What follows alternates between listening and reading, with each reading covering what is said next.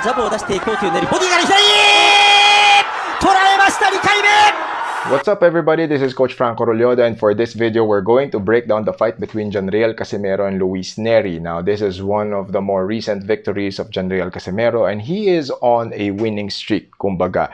So let's break down and analyze the fight kasi para maraming matutunan ng ating mga kasama sa boxing community, and let's look at the other factors that contributed to his victory. Now for context, Luis Neri missed weight. Now if you're in the fight business, if you're the fighter, the coach, the promoter, this is a huge setback. Kasi ngayon, now you have to devote more time to shed more weight. So for this particular fight, he was given 2 more hours to cut the excess pounds. So after 2 hours, he tipped the scales again and he was able to make the catch weight. But this will prove detrimental to Luis Neri later on. Discuss natin yan. Casimero, on the other hand, made the weight easily. Kahit na anong angulo mo tignan sa fight business din or sa fight industry, ang unang-una mo talagang kalaban is yung timbangan.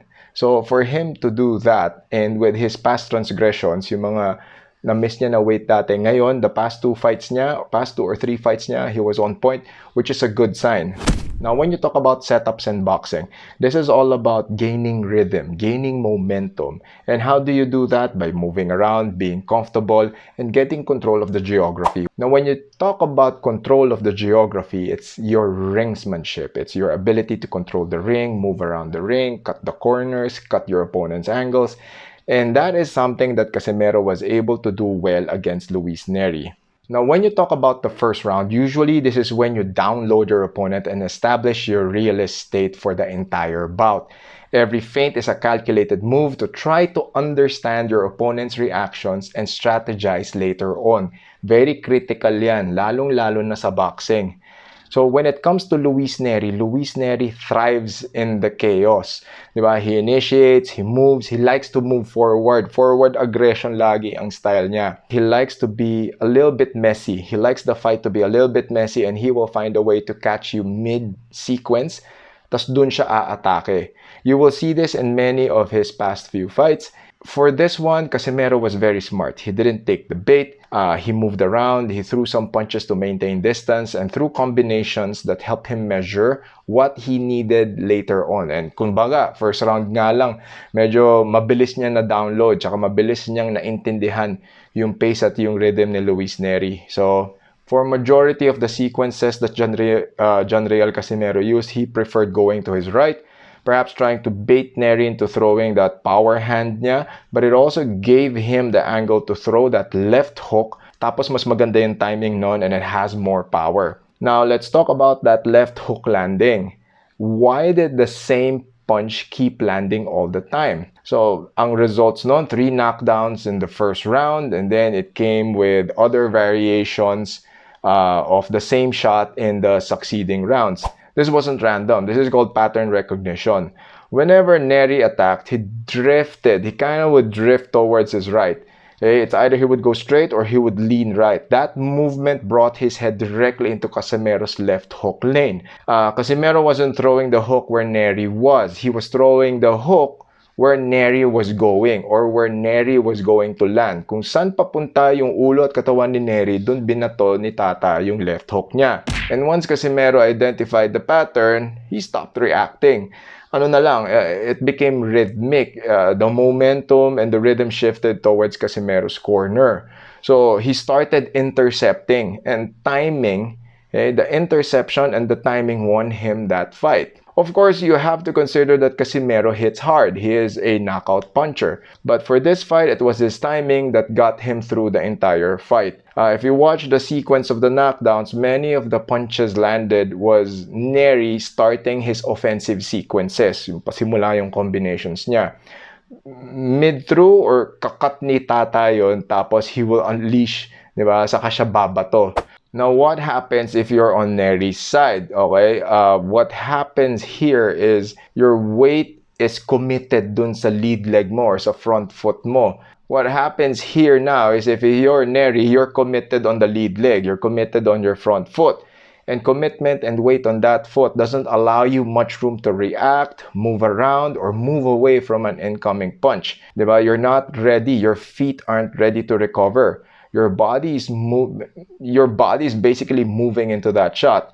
So intercepting Nery was a key strategy that won Casimero this fight. Now, let's hop on over to Luis Nery's side. More or less, these are the things that Nery didn't do. Number one, making weight. Okay? If you're the fighter, making weight is the first priority on your list. Ang una mong kalaban ay timbangan.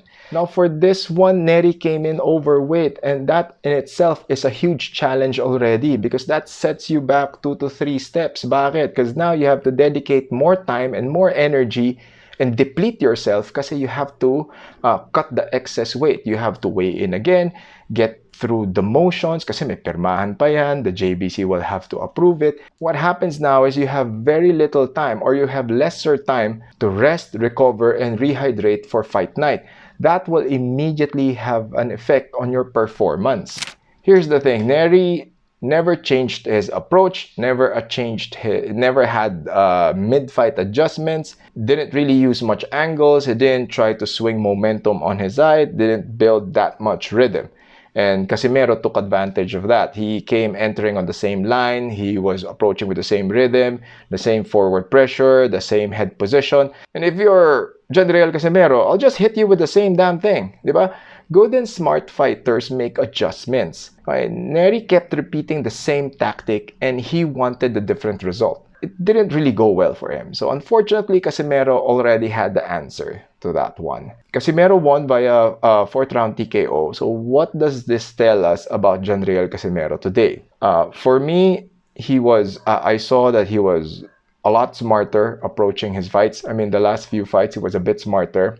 Of course, the punching power is there, the knockout power is there. He's very calculated when it comes to approaching his opponents, but at the same time, he wants to maintain the same flair and intensity. At 37 years old, most fighters lose timing before they lose power. Hey, power is the last thing you will lose a boxing. Another thing that's going for Casimero, yung ring smarts niya, yung maturity is there, the timing is there, the instincts are still up. You know, he has a good eye for his opponents. These will be useful tools for him for his future fights. And of course, that Naoya Inoue dream fight is still possible and hopefully it happens. Personally, I want it to happen. And hopefully, mas mataas yung chances niya ngayon given the performance that he has and yung amor niya sa Japanese fight fans. So I really hope this happens. Personally, I think and I hope he gets to welcome Naoya Inoue at 126 pounds. Kasi for sure, Naoya Inoue will climb up to 126. Of course, he would want some title fights before he gets that, diba? Hopefully, he gets a matchup with Janriel Casimero. Hopefully, that happens down the line.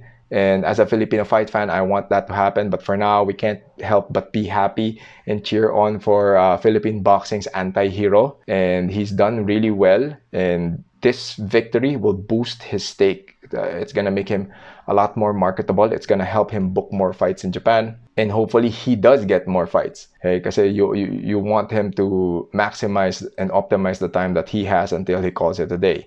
So I hope you like this video. If you enjoyed this breakdown, make sure that you like this video and subscribe to this channel. Now, do you think that Janriel Casimero can keep up with at least the top 5 of the super bantamweight division? Is he eligible or is he ready for a title shot? Let me know in the comments. And as always, everyone, I'll see you in the next video. Bye-bye.